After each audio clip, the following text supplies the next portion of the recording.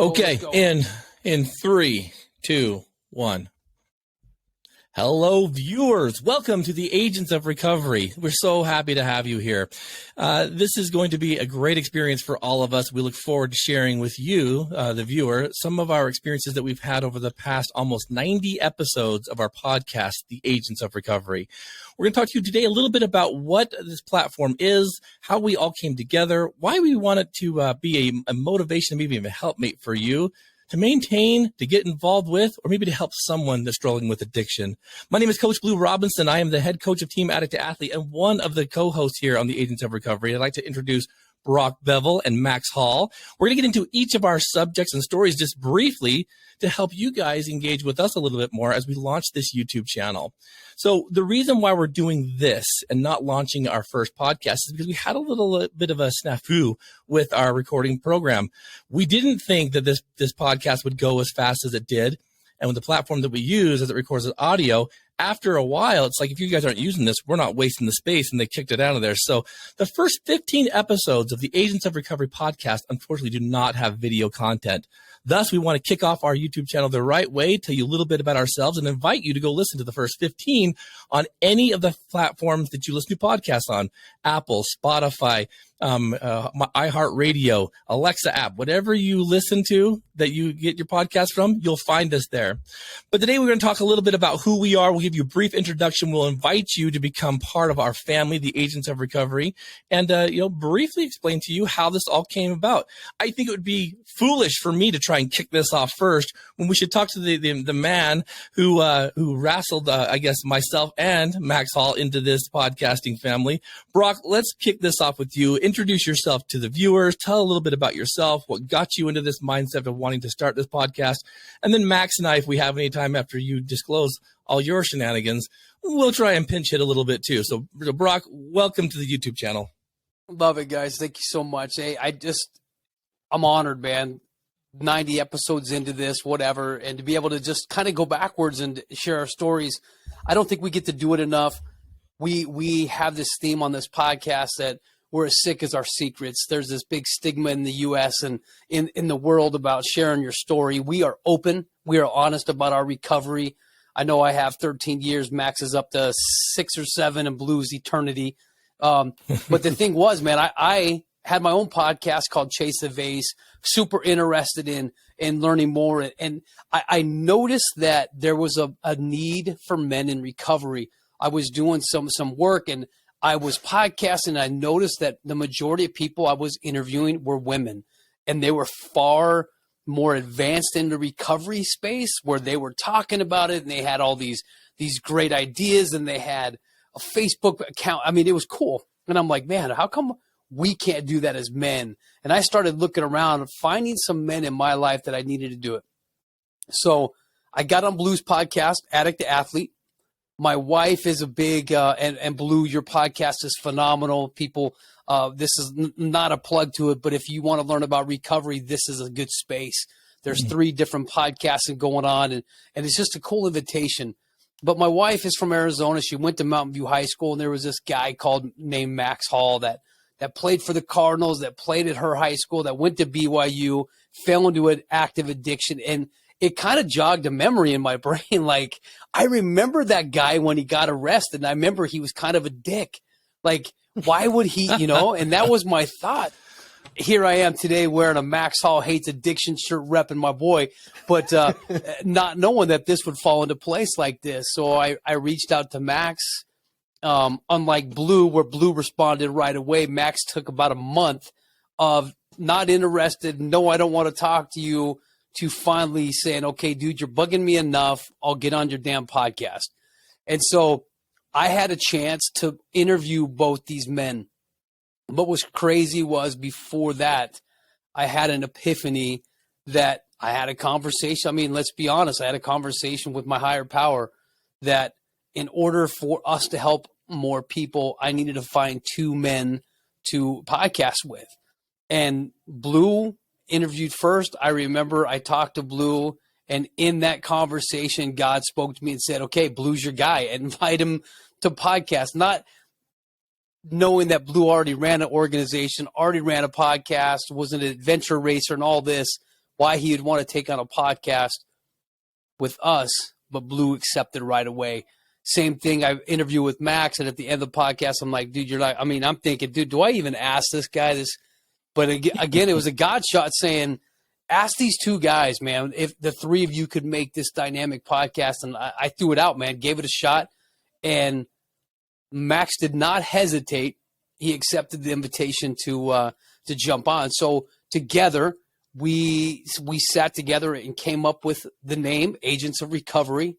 And then from there, dude, we're 90 episodes into this, guys. I don't know about you, but it just seems crazy. And the reason we want to go back is, number one, it's not a storyboard podcast where you have to listen number one to number two to number three to know our stories.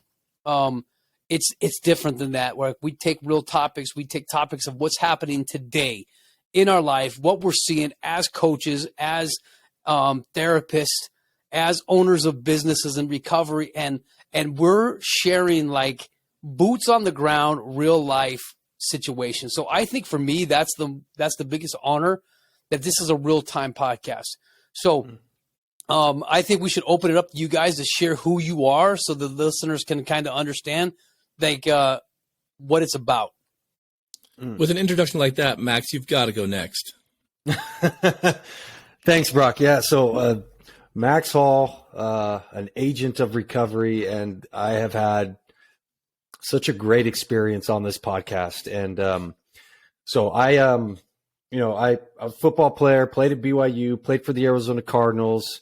With injuries, fell into addiction with prescription painkillers, which led to oxy, heroin, cocaine, everything else for 5 years, which ended in an arrest and me ending up in a rehab for 90 days. When I got out of the rehab, I'm not sure how long it was, Blue, after I was out, but Coach Blue was one of the first people to reach out to me to do his podcast. And I was scared to death. I remember I cried through most of it because it was still pretty fresh. It's probably one of the more genuine, real podcasts I've ever done, just because the experience was just, right there still in my head. So it was tough to get through.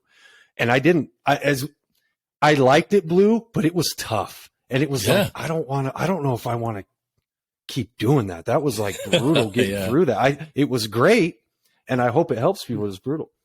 So I kind of took a break for a while, and people were asking me to do it after they heard the one on there. And I kind of either ignored or told people no, including Brock. And Brock just happened to be so persistent. So finally I jumped on his page and I kind of looked at him. I found out kind of who his family was, and, went to Chaparral High School. He's local. And I said, no, this guy looks all right, man. Let's do his podcast. And it was phenomenal. Again, Brock, I was scared to death on it. And then a week later, when you asked me, there absolutely in my mind was that hesitation, but I didn't show that. And I said, let's do it. I didn't think I was a podcast guy. I didn't think I could do it every week. I didn't think I had a voice. I didn't think I had anything to really say. But thanks to you two guys, I'm here and I'm able to share my experiences. And what I love about this podcast is it's real. We don't script it. We come up with a topic and we go. Sometimes we stay on topic. Sometimes we get off topic, but it's raw and it's real life experience. We don't hold back. We're not shy about it. And, it's kind of funny. One of our recent podcasts was on being bold. And that's what we do on this podcast. We try to be bold, stand up for what we believe in. So, man, it's been phenomenal. So I'm excited for you viewers to be here. And I hope you check out, like Brock said, look at some of the episodes and some of the topics that might pertain to you, and then share it with as many people as possible. But again, my podcasting days go back to the one and only Blue Robinson was the very first one I did. So with that, Blue, how about you tell a little bit about you and your background and who you are? Absolutely. Yeah, Max, thank you. And Brock, yeah, it was an amazing experience to be able to be asked to do something like this. When Brock approached me, it was a given. I kind of felt it right from the beginning. But then when he said he had Max Hall on here, I'm like, well, of course, then I'm doing that. That's going to be freaking rad. only because of our perspective differences. It's such a cool thing, viewers, I'm a licensed mental health therapist, and I'm a licensed addictions counselor in the state of Utah. And, 13 years ago, to the date of this recording, I started a program called Addict to Athlete to help people overcome addictions through health and recreation, sports, and service. I'm a firm believer that movement equals healing. And it was very kind of, I think, out of the box back then. There was nothing else like this in my community. And we got a little bit of pushback, but that's exactly what this is supposed to be. Recovery is not easy. But it's one of these things by which I firmly believe that health, recreation, and the aspects of sports, the analogies and the metaphors go fluidly with recovery.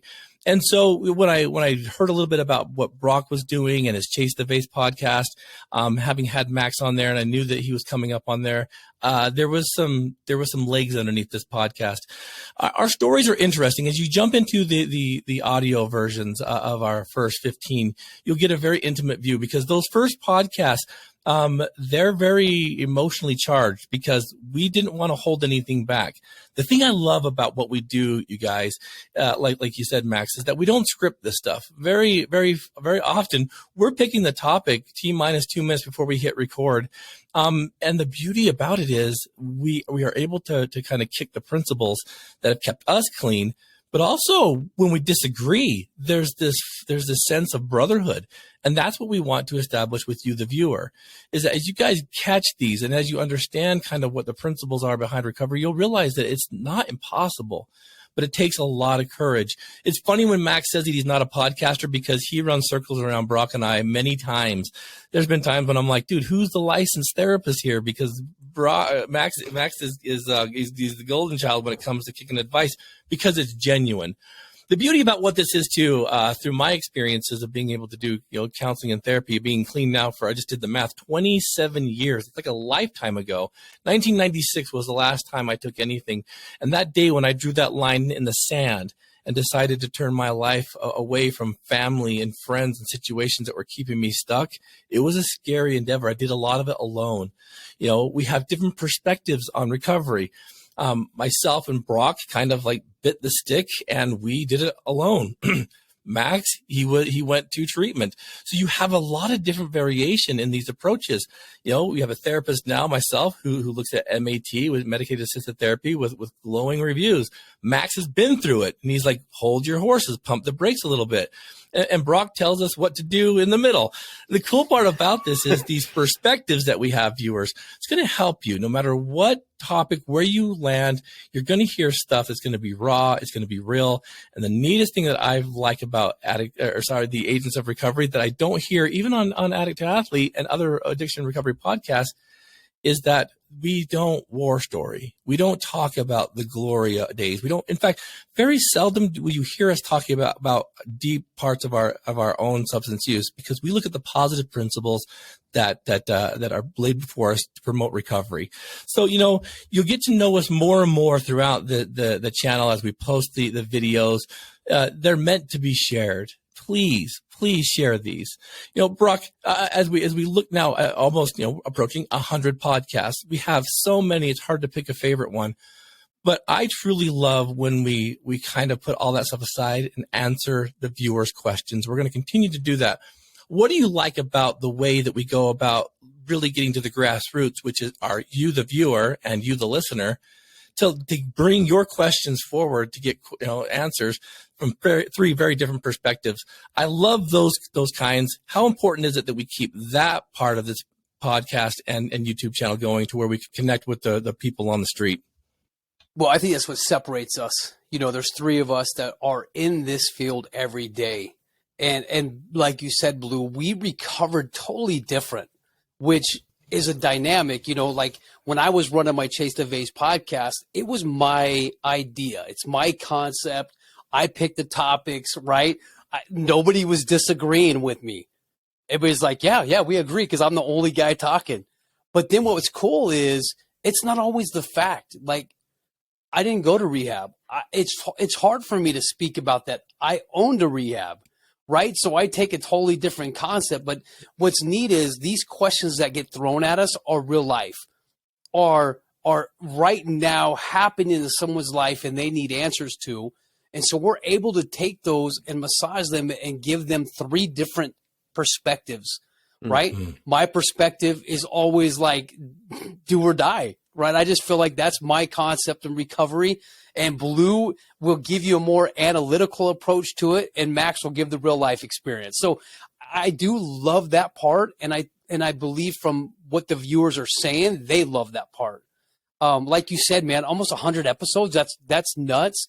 And I can't pick a favorite, but one that really sticks out in my head was the dynamic that we talked about is addiction, a disease, or a choice. And if you threw that out to the public, you would have 1,000 ideas. But what was neat was we were able to dissect it from 3 different ideas and 3 different ways. And at the end of the day, we all came together and had a concept of belief. And so for me, that's huge. And I don't always agree. And I don't always agree with Max. And we work together in the same business, in the same building. So that's unique that we're able to disagree on recovery, because when you Googled it last time, there was like, 3 billion different modalities of recovery. And so it needs to be, man, it can't just be one person's idea. That's why, thank goodness, we get to not always choose AA if it doesn't work for you. And so absolutely, I love it, man. I am so honored to do this for reals. Yeah. And that's Max, a big thing too. Oh, go ahead, Blue. No, I'm gonna ask you a question, so you go first because I got a question for you. But speak. Well, I was just kind of going off of what Brock said. Is you got to realize you got 3 guys here who were deep in addiction, who almost lost everything. We got and like we said, Brock and Blue had to gut it out. I went to rehab.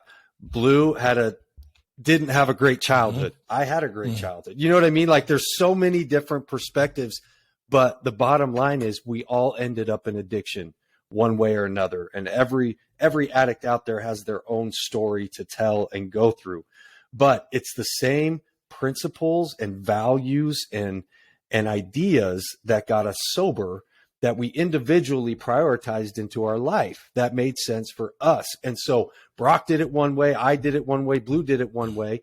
And that's, I think, a big part of our philosophy at Agents is that one program doesn't fit all, and that it should be tailored to an individual. And there's different ways to do things. And maybe I don't have to call myself an addict every single day. Maybe self-talk and positivity is a different way of doing it. Like we have different perspectives that we bring instead of the old school kind of pound your fist down blue book recovery. We love AA. We think the principles and the steps of AA are great and we use them, but there's a few things that we just think need to be updated or could be done a little bit better in our opinion. And we try to make that work for others. So that's what you get on this podcast is 3 guys talking about their own experience in recovery. We got a clinical guy who's a licensed therapist who has his perspective on that. You got a guy, Brock, who's out on the streets every single day, talking to people, doing his fentanyl project videos, handing out blankets. We're in Victory Recovery coaching people. We're at Addict to Athlete doing events and doing that. And I love Blue's concept about using health and fitness and all that stuff to erase the addiction and replace, as he says. So, so much cool stuff. And here's the great thing about the podcast too. You don't have to be an addict to listen to this podcast, because every episode that we do can apply to anybody, no matter where they're at in their life. It can be applied. So you do not have to be an addict to listen to this. There are principles and there are things that we can teach you and tools that you can use that will help you in your everyday life. So, Blue, back over to you. That went a little too long there, but no, it didn't. It's perfect. That's what the viewers need to know. And the neat thing, viewers, is that there's going to be a lot more than just a podcast that we'll be placing on the channel here. One of the neatest things that I know that I've been able to watch with even Brock and Max is that the support that we give one another. Max came out fairly early onto the podcasting platform here and had some speaking engagements here in the state of Utah. And he and his wife came out here, and Brock flew up here with them, and myself and my wife went and watched as he spoke to the youth about the realities of addiction. And it was kind of this cool thing. It was like, we've got your back in these kind of things. We knew Max was a little bit nervous. I think one of the things that Brock did to throw a wrench in there was to ask him what his plan was. He's like, crap, dude, I like to shoot from the hip. And it was the coolest thing, because as he's standing there delivering this amazing message to this youth group and their leaders, you could just feel the power. And every child and every kid and every teenager and every parent and leader were just dialed in. And we got to do it again down in Delta, Utah, when he went and spoke to Delta High School, and the relationships that we've been able to build there. And then Brock and Max, they took it to another level and created a program called, with the assistance of another up in Boise, Idaho, which was Connection is the Cure. They did an amazing evening with the city of Mesa to be able to come down and communicate and connect and to talk about addiction and mental health issues. And that's just the beginning. Those are things that you're going to also see on this channel. So we kind of have a wide range, don't we, Brock? I mean, these things that we're doing, it's not just behind the mics once a week. There's a lot going on, boots on the ground. Yeah, and I hope that we can show that. I think if you listen to the podcast, you catch up. Dude, I was just thinking about what I would tell people. Listen, like 2 weeks ago, we talked about poopy pants, right? And we talked about how that affects people. How making decisions changes our lives. I look at a lot of people reach out to us because they love what Kinsey and Max are doing in their relationship. That's so different. Like we can survive this, and so I'm just so impressed with the ability that we have. And I feel like we're being driven in a different route to help people learn about recovery, and we can share with people. And so we're everywhere. And I think that's cool. We just got on the news last week and we're talking about xylazine. I mean, how cool is that? That people will call us up and ask us these questions. So, the invitation from us is go back and listen to these podcasts. Share these podcasts, and tell us what you think. I think for us, we are so open and willing to know if we suck or not. I ask people all the time, listen to podcasts, tell us, like, do we suck? I mean, what do you like? What can we work on? What's a topic you want to hear? What's a topic we talk too much about? And so I do feel like it's driven by public opinion, like that we allow people to come in and tell us, and we're not too egotistical to improve. Absolutely. Man, yeah. I just think the dynamic of this thing is cool. And listeners, I promise you, as you listen to it and you get in there, you're going to understand what we're talking about, and you're going to want to get involved. But kind of reiterating what Brock said, we love topics, we love questions, we love getting in there and talking through situations. And another thing that's kind of cool is I love it when one of us is on the hot seat. At least I love it when I'm not on the hot seat. I think my favorite is when Brock is on the hot seat. We put Brock on the hot seat a lot. Yeah. Ooh. So what's other cool is we'll get up and, maybe it's my turn to be on the hot seat. And I say, man, me and Kenzie got in a fight. This is what's going on. This is how I acted. And then we dissect it, right? Okay. What did you do? How did you, and it's cool because that's real life. And there's other people that probably have the same communication issues or whatever's going on, that maybe we can share our experience and what happened to us that can help you. And again, I just think that's what's so different about it. I mean, you got Blue, who was mainly alcohol. You got Brock, who was pain meds from the doctor when he was after his surgeries and all that. Mine started as pain meds and led to heroin and cocaine. I was shooting drugs. Brock was taking them. Blue was drinking. So it's such a wide spectrum of knowledge that we bring and that we can cater to any topic or any person that we have. So those questions are big. So I hope as you listen to those episodes, you get involved and be part of us, be an agent in helping us in those topics. So I think that's another really cool part of this thing, why I love it so much, Blue. I think so. And viewers and listeners alike, we want to let you know why the agents is so important. See, the name really does define us, and we want you to join that because we call ourselves the agents of recovery because we're no longer the victims of addiction. And there's lots of principles behind that statement, right? Victims typically, they blame, right? They live in a world of scarcity. We call the victims of addiction the consumers. They take, and ultimately they're going to live in a world of captivity and ultimately death. It's going to take them. But if you choose to be an agent of recovery, you no longer blame. Now you're taking accountability.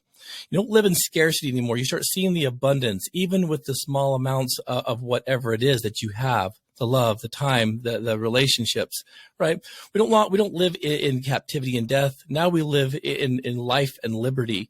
But liberty has a lot to do with freedom, you viewers. Now think about that for a second. If you're going to be an agent, that means you're going to have some freedoms. And freedom's a lot scarier for people in recovery than it is for people in addiction, because if you think about that principle, we all try to achieve maximum security in our relationships, in our finances, in our jobs. But maximum security reminds me a lot of like prison, and that's what that captivity is. So there's some neat things to be learned here, to be able to leave that victim of addiction behind, to become an agent of recovery. I guess, to not get too blowhardy, because we don't want this first episode to go too long. Brock and Max, I'm curious if we wouldn't mind just sharing what it means to be an agent of recovery and no longer a victim of addiction. Let's start with you, Brock. And I believe in my active addiction, I became a victim. I became a victim of the substance. I became a victim of myself. I was willing to allow myself to change, and when I grabbed a hold of it and made a decision to no longer victimize myself, there was some major changes and hurdles that I had to overcome. Some mental health issues, but I just no longer, I can't dwell in that any longer. And I think that's a state where a lot of us in recovery get, where we feel like everything's against us. And when we have that mind shift, man, it gives us the opportunity to pivot and to be different than everybody else. And so I can no longer go there in my life because of the changes and the blessings that sobriety has brought me.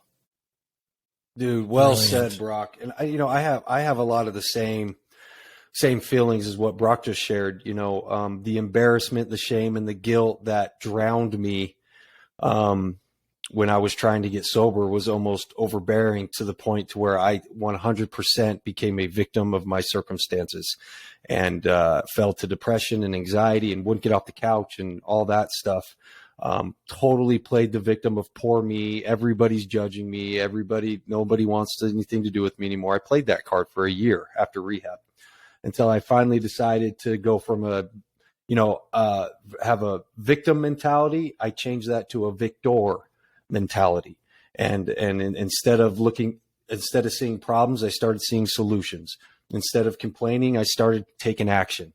And instead of just hoping something good would happen to me, I went out and got it. You know what I'm saying? I put in the work, and I changed, and I started to have self-respect again. I started to have self-love, and I started to have the confidence.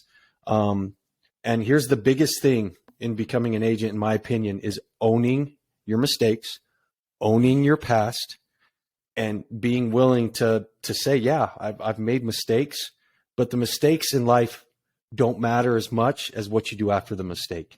And look at what I'm doing after the mistake now. And that part of it is where you become an agent of recovery, in my opinion, and get rid of that victim mentality that I had for a whole year out of rehab. I love it. Viewers and listeners alike, you're going to be well fed when you listen to these and when you watch these. You look at the principles behind what we do, and truly they're life saving. And we want you to be part of our family, whether it's, an advocate, whether it's receiving help, or whether it's you jumping in here and sharing with us some of your experiences. Because if there's one thing I can leave you between a victim and an agent, is that, again, victims consume. As an agent, we want you to produce. Being a producer means you're able to create something out of nothing, which is incredibly important when you're on that path to recovery. On Addict to Athlete, I talk about turning your mess into a message, and it's your responsibility, once you gain that stability, to share with the next person coming up the ranks your secrets, your tools you've used, the things that you can give them and offer them to help them come up to become an agent of their recovery. Because as we look at it, it's a team approach. It's a family approach. These relationships that we have, they're real. We want you to be a part of that. But we also want you to grant us just a little bit of grace, because as you'll see, 90 plus episodes ago, that very first one, we weren't quite the well-oiled machine that you see today, right? Even though we're still kind of squeaky. So be patient. You'll see us, push through some adversity, some sound issues, some quality issues. But the cool thing about it is, even though some of those early ones were a little bit rough, you guys will see this transformation occur where now we're dialed in, and it took some learning curve. None of us knew what we were doing. 90 episodes in, we're still kind of lost, but we make it happen. So I want you to watch the evolution also of the friendships, the relationships, the quality of the podcast. It's kind of a unique thing that we've got here. We want you to be a part of it. Brock, as the kickstarter to all this, final thoughts here as we close down this first episode on our YouTube channel, The Agents of Recovery, as we invite these folks to become part of our team. Yeah, thank you for that. I just want to say this is for you. This is the greatest therapy session I get all week. You think about, we've spent over 90 hours with one another, right? We know each other's quirks. We know what everybody's going through. We know our personal lives. We want to share that with you. We know that recovery is not easy, but we also know it's possible if you get the right people in your corner. And that is what you'll see coming out of this, out of the podcast, is it's not easy. Find the right people. You will find sobriety. So that's my message to everybody. Be patient. I love that. Be patient. There's 90 episodes. That's going to take you a lot of walks to get through. Absolutely. You can do it. Max, how do they find Victory Recovery if they have questions about what else that this place offers? Yeah. First of all, yeah, well said there, Brock. But yeah, Victory Recovery. So, after we started this podcast, Brock and I got together again and said, hey, let's take this to another level. Let's open up our own recovery center. So we do have a brick and mortar building in Mesa, Arizona called Victory Recovery. We're an outpatient counseling aftercare program. We that's kind of our niche. And so we want you in our program. If you need it, you can find us on victoryrecoveryaz.org is our website, and at victoryrecoveryaz on Instagram and Facebook. So please get on there, check it out. Get a hold of us. We're here. If you DM us, Brock will get back to you on Instagram, or Lauren or somebody here will get back to you, and we'll get you everything you need. But last thing I would do is just encourage you to go back to those first 3 episodes, because we each take a turn telling our own story in depth. It's really the only time we tell a war story, Blue. It's kind of the first episode, just to give you an idea of where we came from. And now after that, we think that the windshield is a lot bigger than the rearview mirror. And so we're going to focus on the windshield and going forward. And that's what we do here. I love that you said that, because it's absolutely true. Those first couple of weeks was rough, listeners. You could feel that it's very raw, and we held nothing back because, like Max said, we wanted to leave it there in the rear view. But it's a beautiful thing. Part of what Victory Recovery stands for is, again, just allowing yourself to feel that champion within come forward to take your place as you should. Addict to Athlete's another resource that we have here as part of the agents. Addicttoathlete.org will find all kinds of information on concepts and structures to recovery, ways you can implement things that we do to help motivate recovery through movement. But beyond that, viewers, we're excited to launch this YouTube channel. Brock and Max, only the coolest things are going to come on the horizon. I'm looking forward to having some dialogue with you viewers and listeners alike, because ultimately the goal here is to have you join us, the Agents of Recovery.